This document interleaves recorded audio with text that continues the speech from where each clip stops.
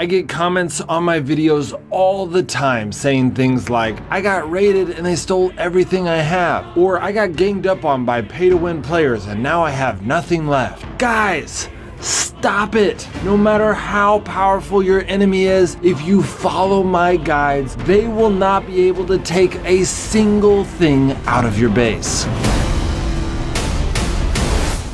Alright, let's go over the 10 ways to protect your stuff. First, you have your vault, in which you get 25 slots for items that can never even be seen by your enemy. Make sure that before the raid starts, you have all 25 of these slots filled with your best stuff. And don't fill it with stuff that you're going to need to defend your base in a raid, because coming down and grabbing stuff out of your vault during a raid defeats the whole purpose of your vault. These 25 slots should be filled with your best stuff that you will not be needing to use during the raid. The second way to protect your stuff is the bank, which is pretty much exactly like the vault, except when you're first starting off, you're only gonna have 1 or 2 slots, and then eventually that will grow to up to 30 spaces. But the concept is the same either way. Keep these slots filled with your best stuff during raid times, again with the exception of things that you need to defend your base. So you already have at least 27 slots that can't be raided, but in addition to that, any items you put in your workbenches are also unraidable. So don't take things out of your workbenches unless you need them, and right before the raid, go ahead and put more things in the workbench so that both sides are protected from getting stolen. This adds up to a ton of items that cannot be stolen. The engineering table is especially useful in this as it can hold copper, nails, iron, oil, and a bunch of other different resources. So between just your 2 engineering tables, you can keep up to 10 slots of items safe, and when you account for all of your workbenches, you can keep up to 65 slots of items safe. So now we are up to between 92 and 120 slots of stuff that no one can take from you, which I would argue is all you need to keep advancing in the game, but let's keep going. The fourth way to protect your stuff is just to stick it in your backpack and then log off the game. Even with a level 1 backpack, you can equip 7 items and then hold 15 more. And as long as you don't enter your base, those items can never be stolen from you. So now we are up to between 115 and 153 slots of items, but for those of you that is still not enough, you can go and open Odin's right before a raid and then transfer hundreds and hundreds of slots of items over into the chest of Odin's for the duration of that 20-minute raid, and then haul it all back over to your base after the raid is over. Now some of you guys might be thinking, this guy is crazy. I don't want to haul all of my stuff over to Odin's every time I do a raid. That's not a very fun way to play the game. And I would say you're right. I don't actually recommend doing this because it's not a very fun way to play the game. But I'm telling you that it's an option so that you'll stop complaining about losing your stuff. This is Frostborn. It's a survival game with other real players that want your stuff, and most of them don't care whether or not you're having a good time in the game. In fact, if they found out that you quit the game because of them, they would probably brag about it to their friends in Frostborn. If you don't like that challenge, then there are a lot of single player versions of this game where you can go play with bots and pretend like you're playing a survival game. But if you want to rise to the challenge of Frostborn, then you need to start thinking like a survivor. So if you're not strong enough to defend your stuff, then you'll want to make sure to hide it. And if you have too much stuff in your vault, bank, workbenches, and backpack, then you can take it over to Odin's for a couple of raids while you're trying to figure out how to pare down your stuff, which brings us to the next tip.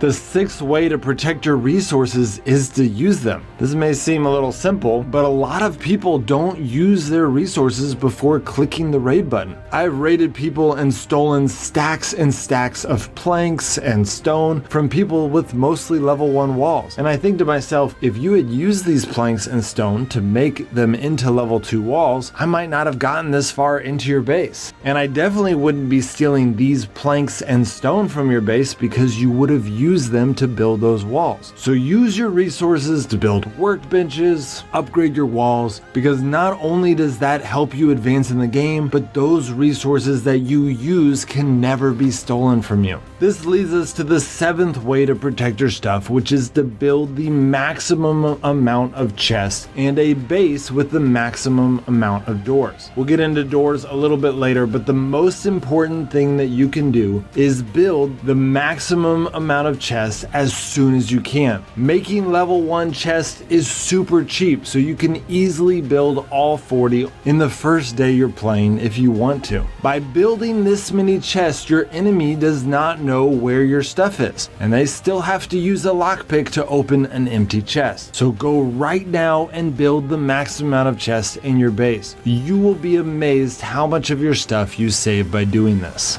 The 8th way to protect your stuff is similar. Upgrade your chests and your walls and your doors. Upgrading your chests might seem like it costs a lot of materials, and you might want to wait until you have built your workbench, but the requirement to build a level 2 lockpick is far more expensive than this. And the materials you use to upgrade your chests could never be stolen from you. This difference is even more exaggerated when upgrading your chests to big or massive chests. The 9th way to protect your stuff is to buy an Orb of Protection, which extends your shield by 24 hours. Using this is more of a convenience thing, which I would definitely recommend if you have the money, but it's not really a long-term solution unless you are a very wealthy person. But even if you are a very wealthy person, I think it is much smarter just to follow the other tips that I've shared in this video. Now, if you want to break from the game, then use as many resources as you can, donate as many items as you can to Odin's, participate in one last raid so that you get the 48-hour shield, fill your biggest backpack, and then log off the game. When your shield runs out in 48 hours, you will likely get matched and they may be able to take a few items from you. But then after that shield runs its course and you've hit that 96-hour mark, your base will never get matched again, allowing you to take as long as a break as you want without worrying about getting raided. I've done this several times and I've never lost any progress. The 10th way to protect your stuff is to defend your base. Now, I know that some of you have had bad experience with this, and if you're low level, I can understand that sometimes you get outmatched, but Frostborn's matchmaking system is pretty good, and more importantly, it is important to realize that the defenders have the advantage in Frostborn. The ability to hide in your house to know where your enemy is, but not have them know exactly where you are, and the ability to use doors to initiate a fight when things are favorable for you, but then disengage from that fight when things are not, is an incredible advantage. So when you do finally advance in this game to have good gear, defending your base is the best place to use it. And then when you use your defender's advantage to defend your base, you get to keep their stuff, making you richer and richer. So those are the 10 ways to protect your stuff in Frostborn. Now, some of you might be thinking, you're telling me that if I want to have more than 115 to 153 slots of stuff, I have to move all of that extra stuff every other day? And the answer is yes.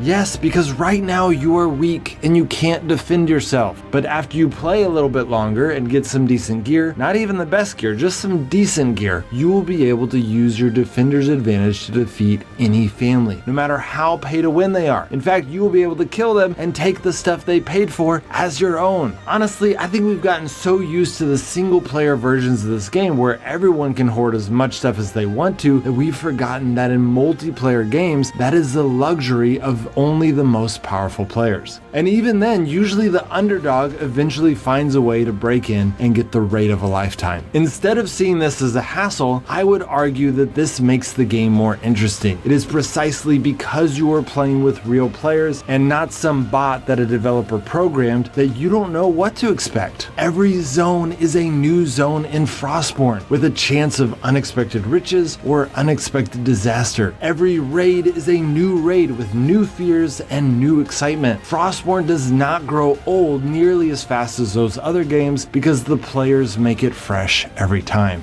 And every item you have is precious because someone would gladly steal it from you if they could. So this is the challenge of Frostborn. It is not a simple game that requires no strategy to succeed. Frostborn requires you to play smart, particularly if you are free to play. And if you do play smart and succeed, you will know that you earned it. It may be be a challenge to survive, but when you complete it, the satisfaction will be oh so sweet. And then when you're really good, you will be able to do like many of the pro teams of this game and hoard vast amounts of resources that no one will be able to steal from you, because if they tried, you would just take them out and keep all of their stuff. Well, that's it guys. Hope that helps. If you can think of anything that I missed, please let me know in a comment so that I can improve and others can see it. All right guys, I'll see you next time.